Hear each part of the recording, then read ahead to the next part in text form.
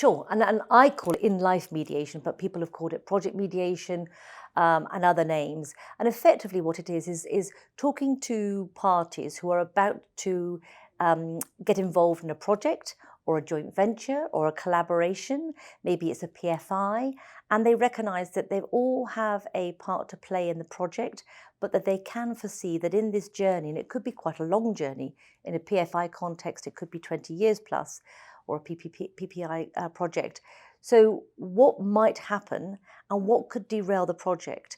And would it make sense at the very beginning, when everybody is still in love and is still with the same intentions to make the project work, have a neutral, sit with them all and agree, not the contract, which the lawyers will do with all the rights and obligations in it, but a memorandum of an understanding of why, what I'm bringing to the party, what you're bringing to the party, so that as and when inevitably the project gets a little bit creaky, something's not gone quite as to plan, somebody's irritated somebody else, they all agree that for 30 days they will freeze the timetable, they will bring in the neutral will remind them of the MOU, not the contract, and they'll see if they can put the project back on track. It's been truly very effective. It's a little bit like a dispute board, except dispute boards are more expensive because you need a team, and those dispute boards make decisions. Here, the neutral is only paid for the hours they spend, and all she or he is doing is facilitating a dialogue, leaving the problem and the solution in the party's hands still, so that they can put it back on track. It was used in the Eurotunnel, it can be used in many, many projects, and it's very successful. I'm doing one at the moment for a Swiss pharma company, which is involved in, is looking at some US funding. Very concerned that they're culturally very different entities. So what they've been very sensible about, and both have agreed to do it, is have me work with them as to why are we doing this? What is it you're bringing to the party? What's the other side bringing to the party? What might happen? And what we'll do already to agree a process to try to keep the whole thing together for the benefit of all parties.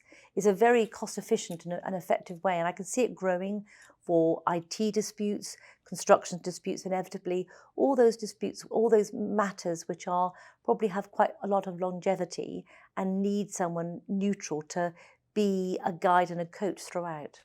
The best advocates are people who are already using it because they can see the benefit.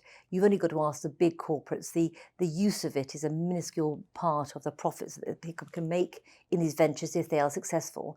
So they need to be seen as being a joint expense, part of the project, just like a consultancy fee that you'd pay any other party to make a project work well. There's a very big benefit in having a non-partisan person who's not part of the upside to the project, just sitting alongside it to be a watchful eye, a check and a balance, a reminder of why that project was first put in place. Often, I found when I was a lawyer, the contract that is put together at the beginning bears no relationship to the way the project turns out in 1 year, 2 years, let alone 5 or 10 years.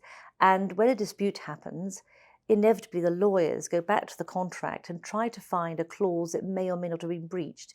It becomes quite an artificial setup of a dispute, simply to try to resolve the issues that are really underlying the project. And a neutral is much more able to actually not be bound by the contract, to just simply work out what commercially is going on, what could we do better to make this project more efficient, less fraught with conflict.